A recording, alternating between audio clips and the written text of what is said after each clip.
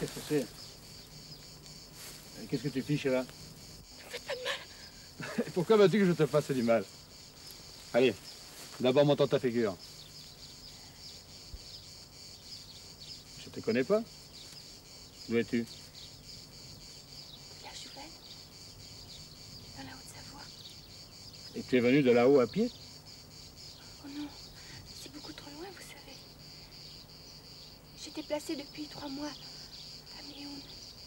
Et qu'est-ce que tu fais là, couché dans l'herbe? Allez, Elia. Allez, pleure pas. Pleure pas. Si je peux faire quelque chose pour toi, dis-le. J'ai faim. Ah, tu as fait... J'ai rien à te donner, moi. Mais je sais bien, mais quand même, j'ai faim. Oh, la tête me tourne. Allez, viens avec moi. Viens avec moi à la Guérande, là. Qu'est-ce que c'est, la Guérande? C'est la maison. Allez, viens.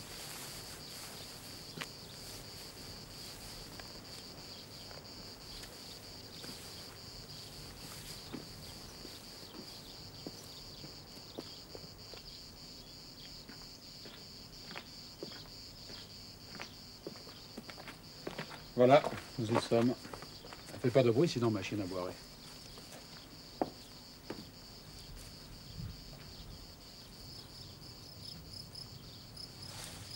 Allez, viens. Viens, descends. Approche. Là, si tu veux t'allonger, fais de la paille. Si tu veux manger des figues, t'en as qui sèchent sur les canisses, là. Puis t'as du raisin, t'as qu'à piter dedans. Moi, je vais te chercher autre chose. Faut que je parte. J'en reviens.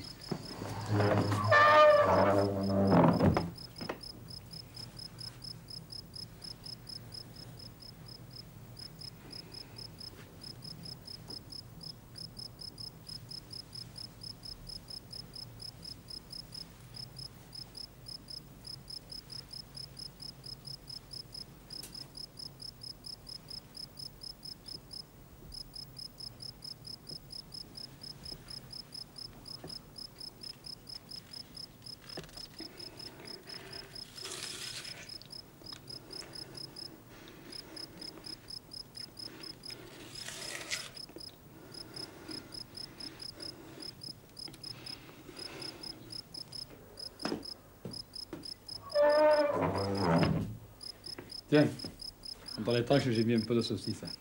Si Tiston s'en aperçoit, ben, je dirais que j'ai eu fringale en rentrant. Tiston? Ah oui, c'est notre bonne, la vieille qui tient la maison. T'as le nom de fringale, il me semble. J'avais tellement faim. Maintenant, j'ai soif. Attends. C'est dommage, j'ai pas apporté de verre, du bois au goulot. Mais vous n'avez pas de l'eau? Le vin, j'ai pas l'habitude. Le boisant, pour une fois, dormira mieux à poids si tu te ganards. Ganard? Ben oui, si tu te saoules, quoi. Tu comprends rien dans ton langage? Mais écoutez, donnez-moi de l'eau, moi je peux pas boire votre sale... Ah, comment ça? Tu vas réveiller Tiston?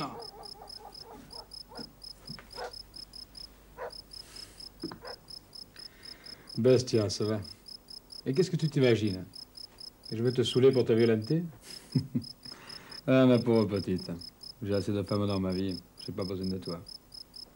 Alors moi, ce que je pensais, c'était de t'aider. Comment tu t'appelles? Pascaline. Bon, ben écoute-moi, Pascaline.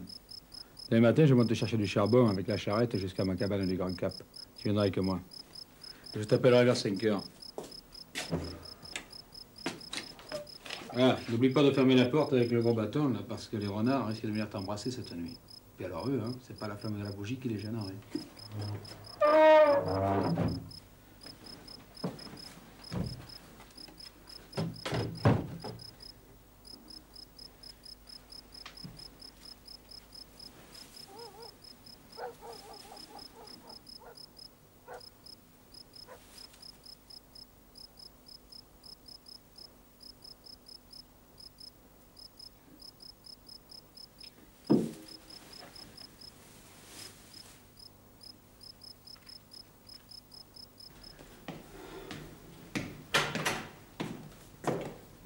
Oh, Tiston, mais tu t'es levé? Je t'ai entendu entrer, sortir. Je me demandais ce qui t'arrivait. Oh, j'avais faim. J'ai mangé un petit morceau au clair de lune. Ça s'est arrangé avec les guets. Ouais. Ah, mais ils sont durs à forcer, hein. Mais je les ai eus. Ce ne serait pas la peine d'épouser une fille riche. Faut pas profiter de ses sous, hein. Thérèse, elle est née demoiselle. Tu crois qu'elle te fera une bonne femme? Elle m'a voulu. Je me ferai ce que je voudrais. Ah, te dire quel est à mon goût, ça? Non, elle est trop sèche, elle est trop noire. Ma mère disait toujours, c'est les femmes qui font et défont les maisons. Oh, mais elle était pas bête, ta mère. Allez, à toi, avant de dormir. Oh, quelle journée.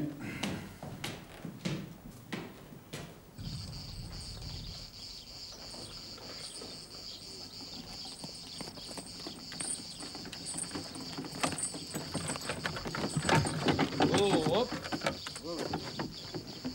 Hey, réveille à toi. Ah, tu peux sortir. Ici, on ne craint plus rien. Il n'y a guère que les écureuils pour s'occuper de nos affaires. On est arrivé? Ouais. Ce hameau là-bas, c'est Brave à faim. Ah, ils ont dû être bien pauvres, ceux qui vivaient là dans le temps. Parce que Brave à faim, ça veut dire Brave faim. Tu vois la cabane, là? C'est celle de mon parrain, le charbonnier Nadji. Nadji? Oh, quel drôle de nom. Tu sais le provençal? Ah non? Eh bien, Nadji en provençal, ça veut dire il n'y en a pas. Et mon parrain, il termine toutes ses conversations par des choses de ce genre. La justice, Nadji. Les braves gens, Nadji. Alors, on a fini par lui donner ce faux nom à la place du vrai. Eh bien.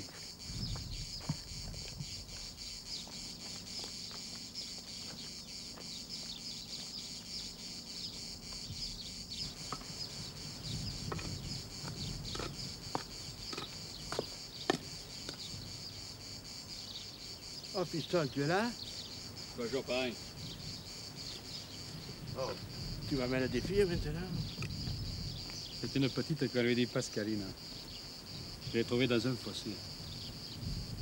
Qu'est-ce que tu veux? Dans un fossé, qu'est-ce que tu veux dire? C'est comme ça. Approchez, mademoiselle. Venez boire le café, il est bon.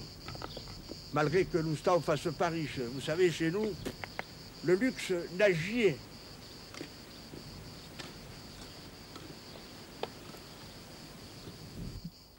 Allez, bois ton café et raconte-nous ton histoire.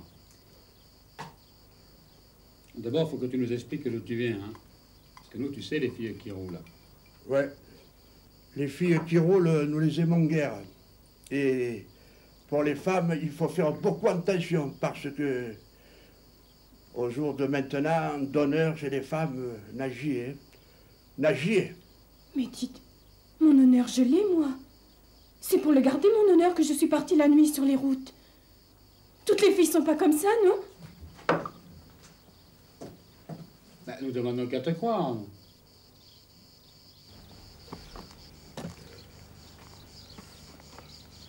Allez, calme-toi. Va. Tu venais d'où exactement quand je t'ai trouvé? De Méhoun. J'étais placée chez Monsieur Hubert. Le juge au tribunal de commerce? Oui. J'avais connu Madame Hubert chez nous. Elle était très malade, alors on l'avait envoyée prendre le bon air en Savoie. Et tu étais déjà servante? Oh non. Non, j'habitais une ferme avec ma mère et mon frère Alain. Nous étions heureux tous les trois. Puis mon frère s'est fiancé avec la Suzanne du hameau de Sur-les-Monts. Puis c'était au package. Et puis à la fin de tout, la Suzanne s'est mariée avec Jean-Baptiste Esmingot, qui était mon promis. Oh, pauvre. Et alors? Alors pour plus les voir ensemble, je suis partie avec Madame Hubert. Seulement elle est morte il y a 2 mois. Je suis restée seule avec Monsieur Hubert. Tous les jours, je voulais partir et tous les jours, il me demandait de rester. Et pourquoi tu voulais partir? Tu étais pas bien, là? J'ai honte de vous le dire. La privation de sa femme lui avait ôté la raison. Il pleurait. Il se mettait à mes genoux.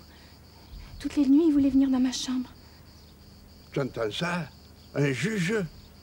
Et veuf par-dessus le marché? Ah, tu sais, hein, juge ou pas juge, veuf ou pas veuf, devant un bon morceau, tout le monde a d'appétit. Mais toi, tu voulais rien savoir? Ça te disait rien, un juge? Même avec la robe noire et le grand capéo? Mais je vous ai déjà dit que j'étais pas une fille comme ça. Ça va. Et la fin, comment elle s'est passée? La fin. Ça a été avant-hier. Il s'est jeté sur moi. Il poussait des cris pire qu'une bête. Il me disait des choses que la décence du bon Dieu m'empêche de vous dire. Heureusement que je suis plus forte que lui. Je l'ai jeté de toutes mes forces contre la commode. D'ailleurs, il s'est fait mal en tombant. Tu veux dire qu'il s'est fendu le crâne, oui? Non, mais il avait l'oreille en sang. Dommage, ça méritait mieux, hein? Oh, mais je l'ai mis dehors. Et il n'avait plus de résistance. Il est resté encore 1 heure à ma porte en m'appelant et en appelant sa femme. Ah, il vous appelait toutes les deux? Pourquoi faire? J'avais fermé la porte et poussé la commode devant. Puis après, moi, je me suis sauvée. Alors, j'ai marché. Au petit matin, j'étais tellement fatiguée que je me suis arrêtée pour dormir. Et c'est là que vous m'avez trouvée. Et dans ta tête, qu'est-ce que tu comptais faire? M'en retourner en Savoie. Seulement là-bas, il y a Jean-Baptiste et Suzanne. Ouais. Tu préfères pas y aller, quoi.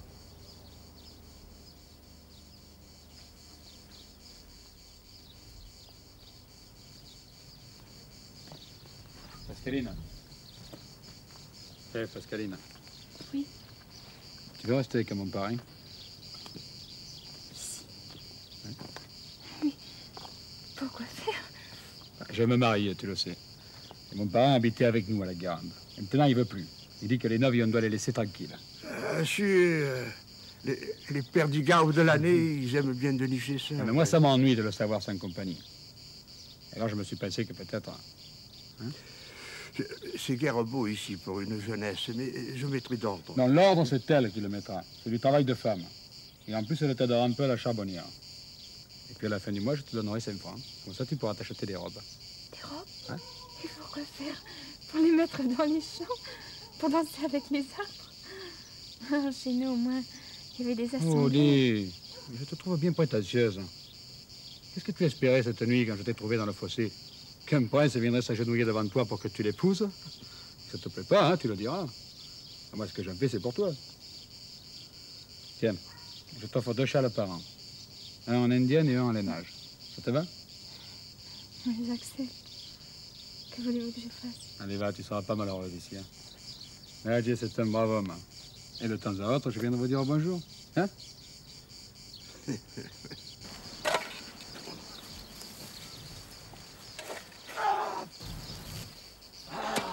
Zo is cagaçais. Reine Maille. Reine Maille. Cette charbonnière, elle me crève.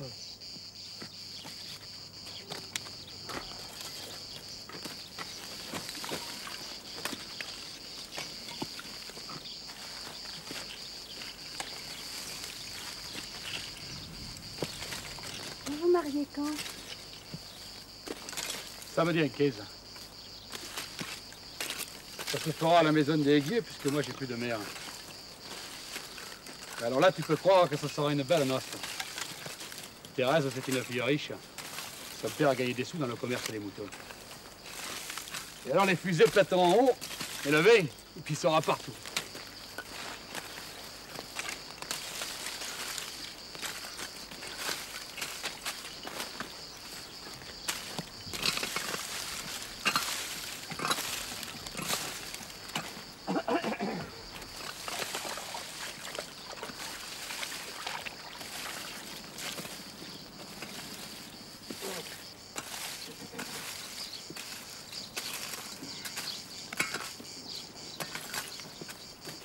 Je m'en vais, hein. Je viens de prendre les sacs ce soir. Oh! Tu ne retournes pas à la Guérande? Non, je vais à Toulon. Et tu vas se faire à Toulon? Quelqu'un m'attend. Hein? Tu connais Toulon? C'est beau, Toulon? Ah, c'est une grande ville. Hein. Il y a le bateau, il y a le port. Ouais. Et surtout, il y a les filles qui n'ont pas froid aux yeux, tu comprends? Non, elle ne comprend pas. Yeah. Ah, t'es innocente, voilà, ça se voit. Allez, adieu, bonne fille. Eh ben voilà, tout est réglé. Ah ouais. Celle-là ici pour te soigner. Thérèse en bas pour soigner la Guérande. Et à Toulon, la belle Victorie pour me soigner moi. Ah, tu vois, c'est fort pour régler les choses, hein.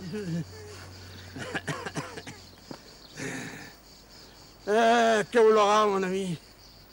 Aïe, aïe, aïe.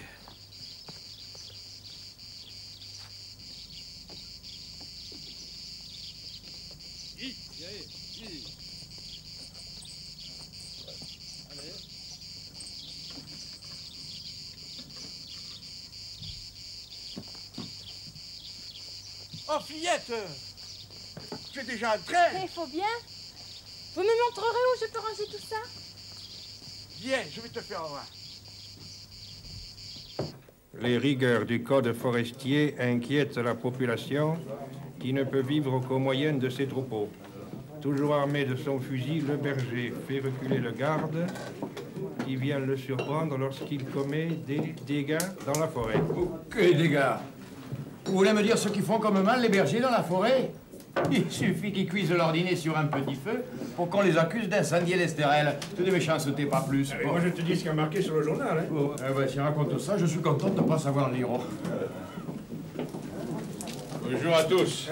Bonjour, Oh, j'ai 2 mots à dire au bail, attends-moi. En tout cas, c'est pour Laurent. Je sors de chez le notaire. Le contrat est signé. Tu es content? Ah, moi, oui. Mais le beau-père, moi. Tu l'as vu quand il a sorti les 3000 francs de la dot? Il semblait s'arracher les tailles. À ce qui se dit, les aiguiers sont tellement avares qu'ils se reprochent le pain qu'ils mangent. Tant mieux, hein, comme ça, Thérèse ne me gaspillera pas les sous.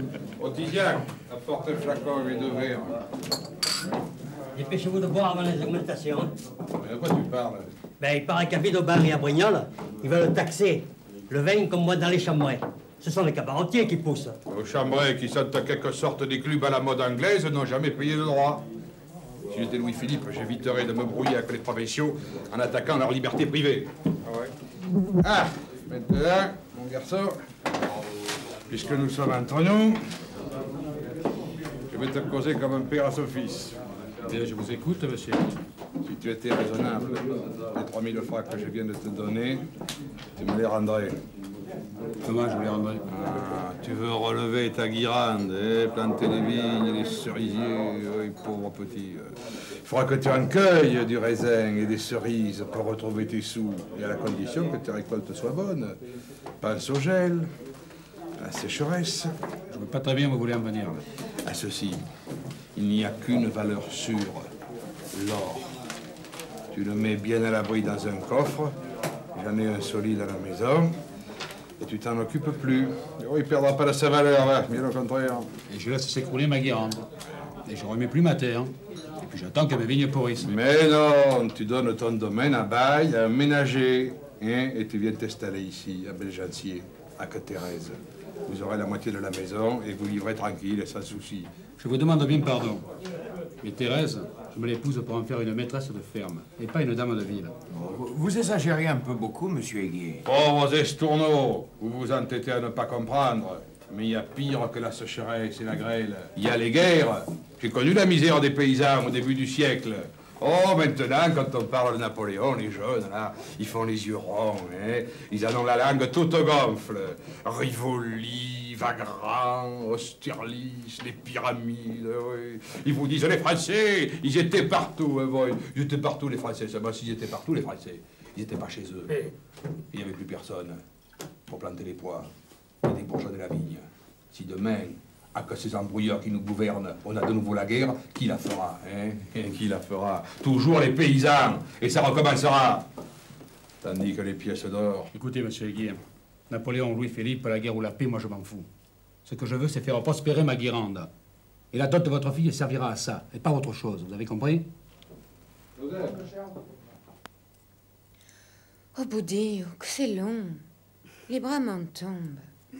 C'est presque fini. Tu seras magnifique là-dessous, ma Thérèse.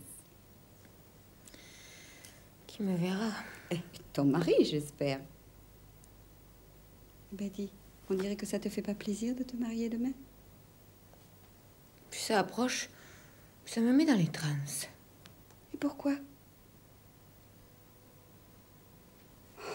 Ma petite, il faut pas t'affoler. Ta grand-mère, tes tantes, moi, on est toutes passées par là. On s'en fait une montagne et puis c'est pas terrible. Il y a même des femmes à qui ça plaît. Ah, père. Alors? Le contrat est signé. J'ai versé l'argent. Mais Laurent veut se le garder pour lui. Il le changera en pied de vigne, en fumier, en cochon et en lapin. Pas moyen de lui faire entendre raison. Et tu lui as bien tout dit? Passe-toi. Je lui ai même parlé de Napoléon et des pyramides. Ah, de plus, il ne veut pas s'installer ici. Il m'a dit que depuis la mort de sa pauvre mère, tout allait à l'abandon chez lui et qu'il lui fallait une femme pour tenir sa maison. Mais qu'est-ce qu'il croit? Que Thérèse va lui servir de bonne? S'il se l'imagine, il aura la grosse déception.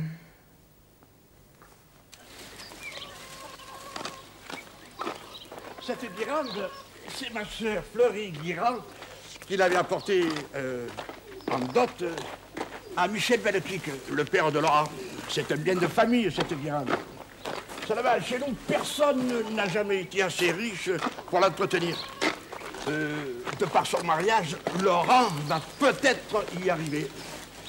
Ses beaux-parents, les Aiguiers, feront les avances et Laurent, lui, ben, il plantera des cerisiers, de la vigne.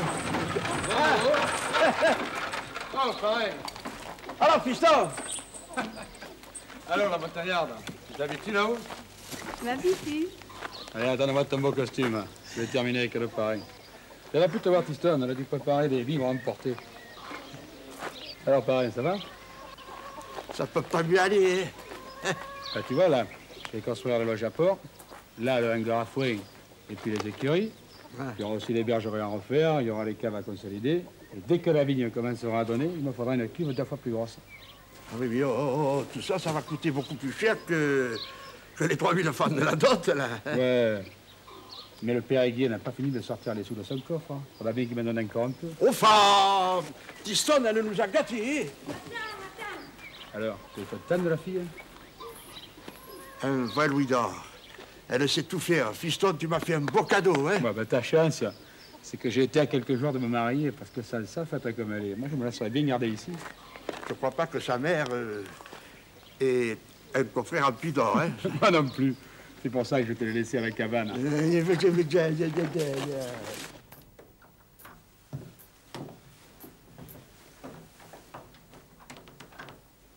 Tu devrais aller recevoir les invités. Il y en a déjà plein, la cour. Et je finis d'abord de compter les sous qu'on donnera à jeter. Et tu crois vraiment qu'il faut en jeter autant? C'est à l'éclat du mariage de leur fille qu'on juge de la respectabilité des parents. Tu as raison, Auguste. Eh ouais, j'ai toujours raison. Allez, Zou, allons-y.